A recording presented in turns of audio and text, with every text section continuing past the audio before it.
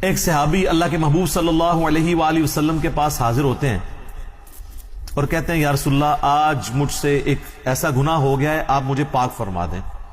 آج میں نے مدینہ شریف کے کنارے پر یعنی شہر سے باہر گاؤں ایریا میں ایک عورت کو گلے لگا لیا، لیکن میں نے اس کے ساتھ کوئی اور تعلق قائم نہیں کیا، یعنی وہ جو انٹر کورس والا، باقی میں نے اس کے ساتھ اس طرح کا معاملہ کیا،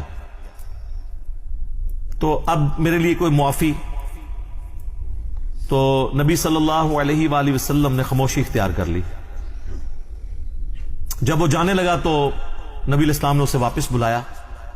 اسی وقت نبی علیہ السلام پہ یہ آیت نازل ہوئی سورہ ہود کی 114۔ آپ نے یہ آیت تلاوت کی کہ دن کے دونوں سروں پر اور رات کے اوقات میں نماز کو قائم رکھو، بے شک نیکیاں